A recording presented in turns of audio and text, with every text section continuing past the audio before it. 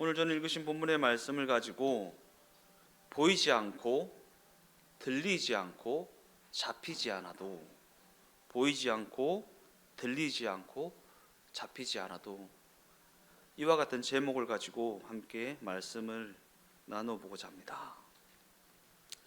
눈에 보이지 않고 귀에 들리지 않고 손에 잡히는 것이 없어도 라는 제목입니다.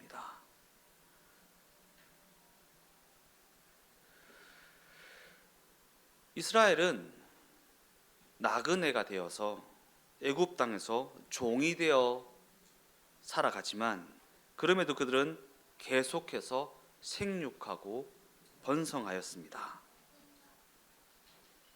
그 상황이 좋지 않았지만, 나그네와 같은 삶이었지만, 누군가의 지배를 받는 종이었지만, 그럼에도 불구하고 계속해서 생육하였고 번성하였다. 그 수가 너무 많아져서 애굽 사람들이 불안을 느끼게 되었고, 바로 왕은 이들을 약화시키기 위해 모든 남자 아기들을 죽이는 그러한 정책까지 펼칩니다. 그리고 그로 인해 오늘 등장하고 있는 모세라는 사람도 나일강 하수에 던져지게 됩니다.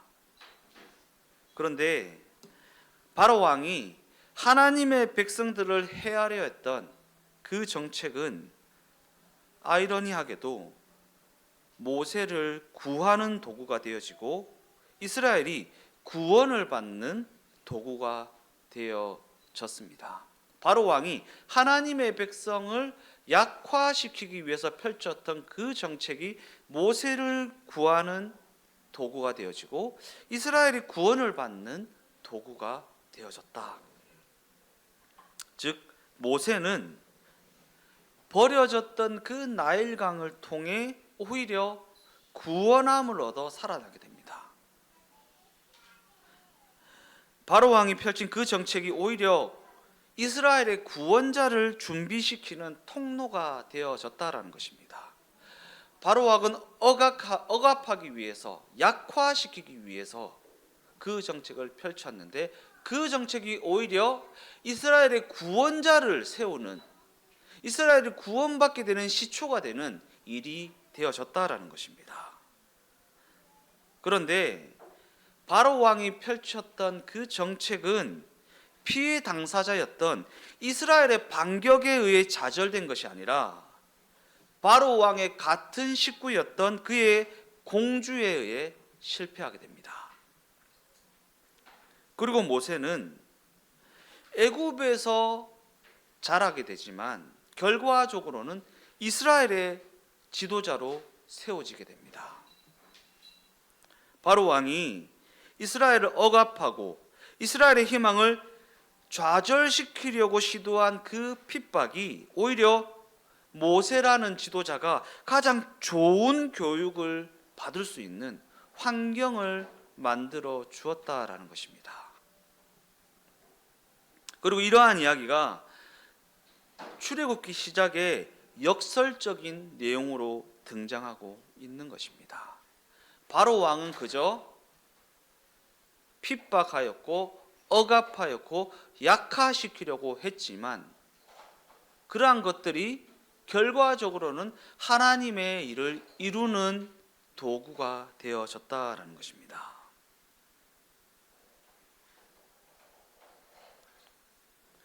하나님을 믿는 신앙을 가진 우리는 많은 경우 현실에서 눈에 보이고 귀에 들리고 손에 잡히는 그러한 것들로 인하여 조급해지는 경우가 많이 있습니다. 현실에서 눈에 보이고 귀에 들리고 손에 잡히는 것들의 어떠함으로 인해 조급해지는 경우가 있습니다. 이는 우리가 신앙의 보상이 즉각적이어야 하고 그 보상이 우리 눈에 보이는 방식으로 주어지기를 원하고 있기 때문 아니겠습니까? 신앙의 보상이 즉각적이어야 하고 그 보상이 우리 눈에 보이는 방식으로 주어져야 한다라는 생각 말입니다. 그러한 생각들이 여전히 하나님이 일하고 계시고 하나님이 역사하고 계시고 하나님이 다스리고 계심에도 불구하고 눈에 보이고 귀에 들고 손에 잡히는 그 어떤 것들 때문에 조급해지는 것입니다. 하나님 살아 계신가? 잘 가고 있는 게 맞나? 이래 갖고 되나? 이러면 망하는 거 아닌가? 잘못되는 거 아닌가? 큰일 나는 거 아닌가? 라는 생각에 사로잡히게 된다라는 것입니다. 우리는 하나님이 창조주이시고 온 우주와 역사의 주인이시며 우리를 위해 그 아들까지도 아끼지 아니하신 분이시고 우리는 그 앞에 무엇이든지 구할 수 있고 그가 우리가 구하는 것에 대한 응답을 하신다라는 사실을 알고 있습니다. 그래서 우리는 우리의 그 소원이 응답되지 않는 상황을 견디지 못합니다. 왜 응답이 없지? 왜 문제가 해결되지 않지? 내가 하나님의 백성인데 기도했는데 부르짖었는데 왜 이런 상황이 나한테 다가오는 거지?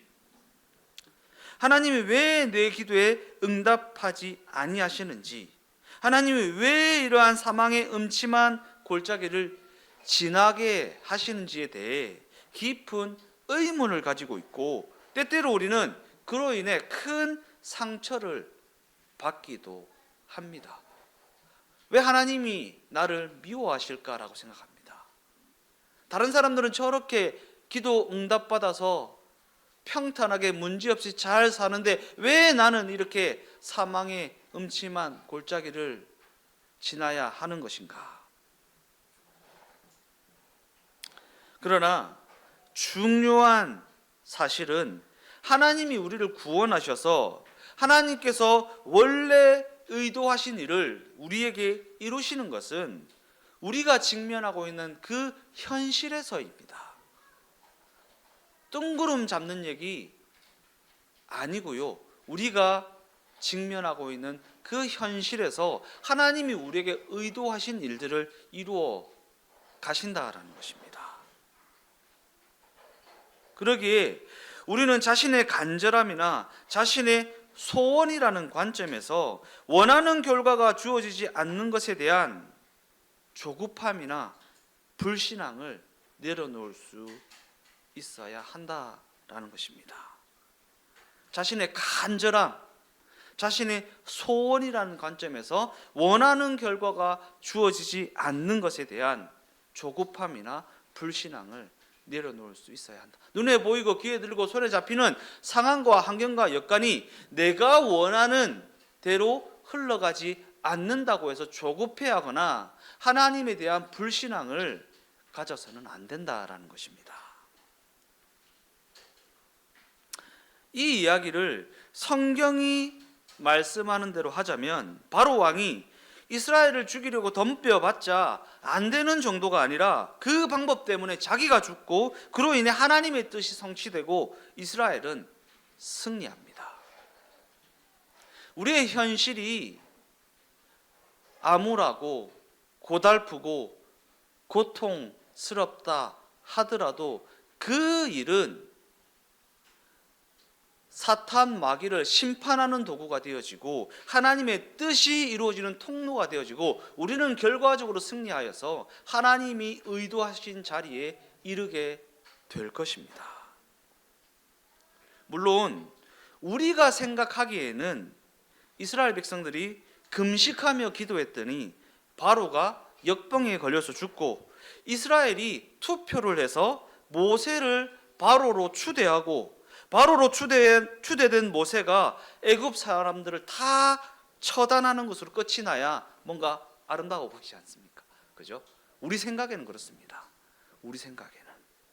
그러나 하나님은 결코 그렇게 일하지 아니하신다라는 것입니다.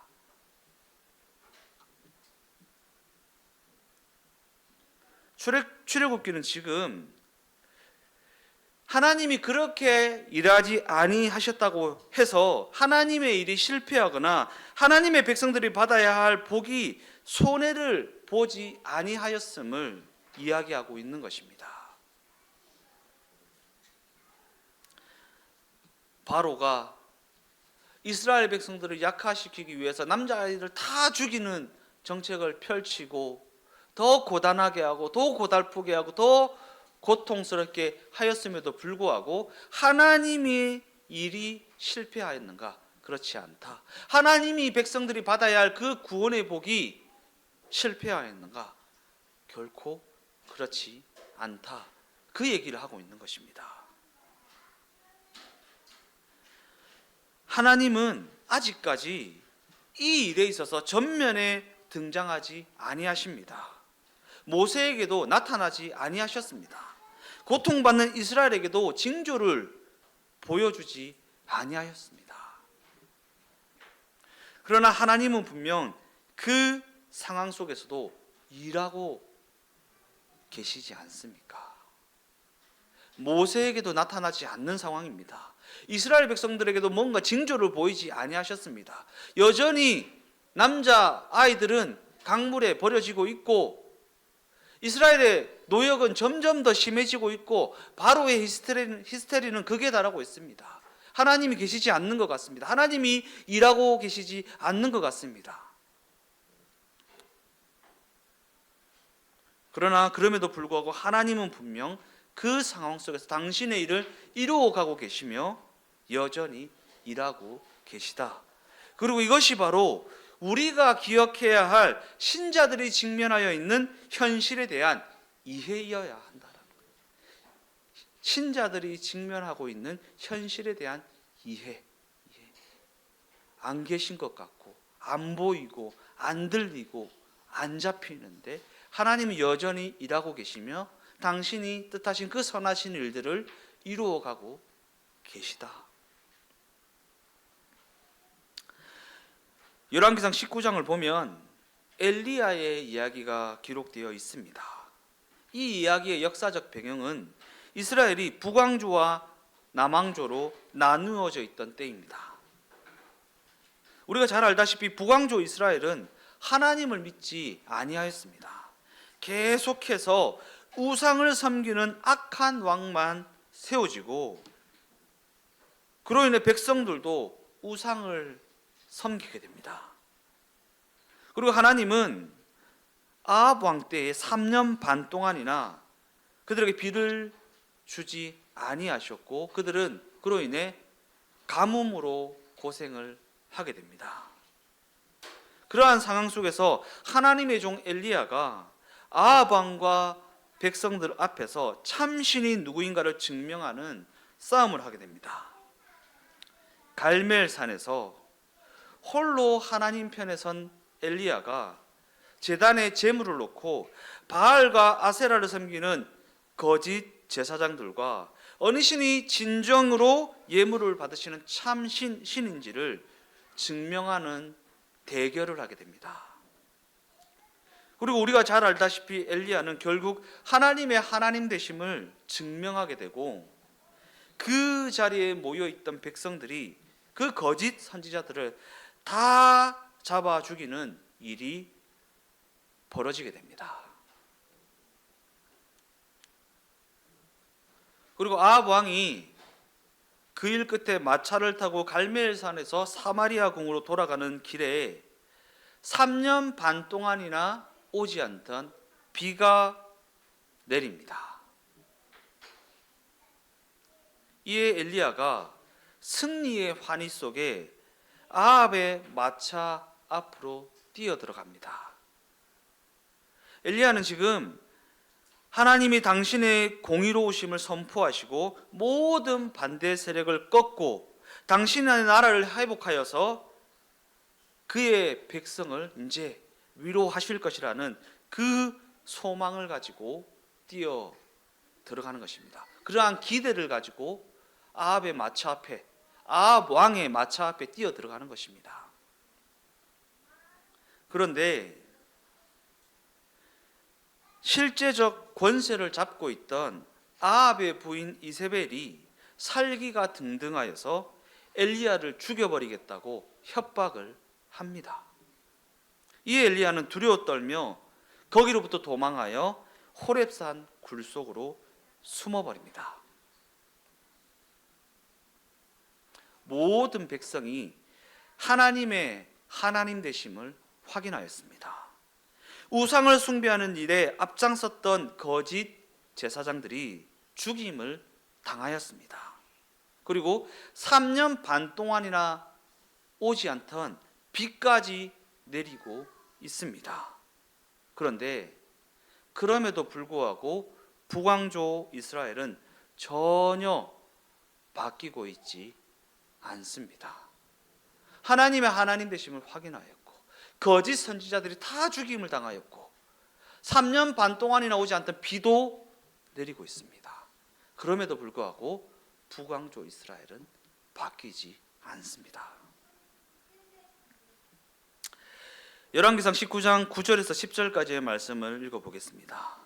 엘리야가 그곳 굴에 들어가 거기서 머물더니 여호와의 말씀이 그에게 임하여 이르시되 엘리야야 네가 어찌하여 여기 있느냐? 그가 대답하되 내가 만군의 하나님 여호와께 열심히 유별하오니 이는 이스라엘 자손이 주의 언약을 버리고 주의 제단을 헐며 칼로 주의 선지자들을 죽였으며 오직 나만 남았거늘 그들이 내 생명을 찾아 빼앗으려 하나이다.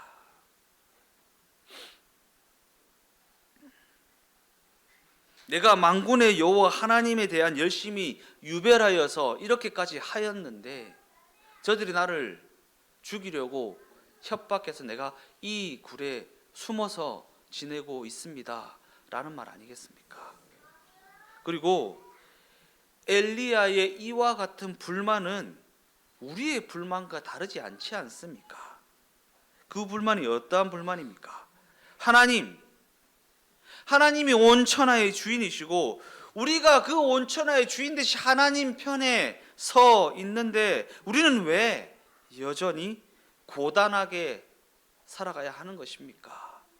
왜 나는 이렇게 굴 속에 숨어 있어야 하는 것입니까? 하나님이 그에게 이렇게 대답하십니다. 너는 내가 심판하는 자였으면 좋겠냐? 너는 내가 그들을 모두 다 때려 잡았으면 좋겠냐? 나는 그렇게 일하지 아니한다.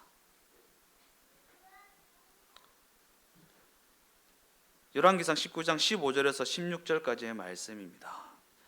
여호와께서 그에게 이르시되 너는 이 길을 돌이켜 광야를 통하여 다메섹에 가서 이르거든 하사엘에게 기름을 부어 아람의 왕이 되게 하고 너는 또 님시의 아들 예후에게 기름을 부어 이스라엘의 왕이 되게 하고 또 아베무홀라 사밧의 아들 엘리사에게 기름을 부어 너를 대신하는 선지자가 되게 하라.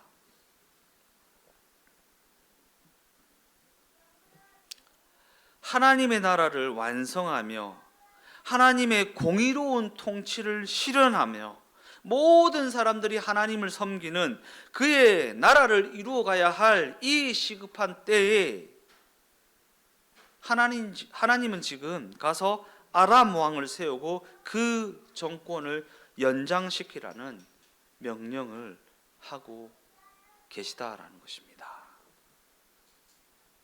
훗날 아람은 이스라엘을 끊임없이 괴롭히는 강력한 적국으로 성장하게 됩니다. 그런데 그런 나라의 왕을 이어주라고 말씀하죠. 아예 그냥 씨를 말려야 되는데 하나님의 나라를 회복하고 모든 사람들이 하나님을 섬기는 나라를 만들려면 이 아람이라는 나라를 아예 씨를 말리고 그냥 없애버려야 하는데 그 왕을 이어주고 그 나라를 존속시키라고 말씀하고 계시다라는 것입니다. 그리고 님시의 아들 예후에게 기름을 부어 이스라엘의 왕이 되게 하라고 하십니다. 현재 이스라엘의 왕은 아합입니다. 아주 악한 왕입니다. 하나님을 배반하고 우상을 섬기는 왕입니다. 그를 뒤이어 예후가 왕이 됩니다. 그 역시 좋은 왕이라고는 할 수 없습니다. 그도 하나님을 배반하고 우상을 섬기는 왕이었습니다. 그런데 이렇게 하나님을 배반한 북왕조 이스라엘을 그대로 존속시키라고 말씀하십니다. 그러면서 엘리야를 뒤이을 엘리사를 세우라고 말씀하십니다. 과연 하나님이 하시는 이 일을 이해하시겠습니까? 받아들일 수 있으시겠습니까? 우리가 하나님의 일을 한다면 아람 왕으로 예후를 세우지는 않을 것입니다. 믿음의 사람 히스기야를 세우겠지요. 그리고 우리가 하나님의 일을 한다면 이스라엘의 왕으로 다윗을 다시 불러 세우지 않겠습니까? 그러면서 엘리야야 수고했다. 아 진짜 수고했다. 이제 모든 일이 끝났다라고 말해야 맞지 않습니까?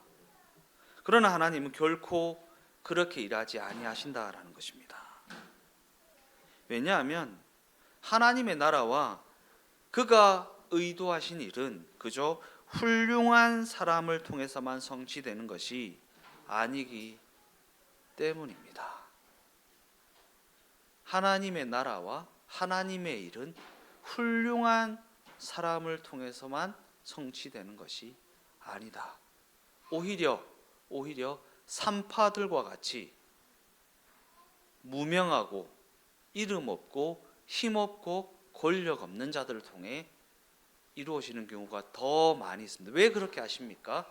훌륭한 사람을 통해서 하나님의 일이 이루어지면 하나님의 영광이 아니라 훌륭한 사람의 영광이 드러나기 때문입니다.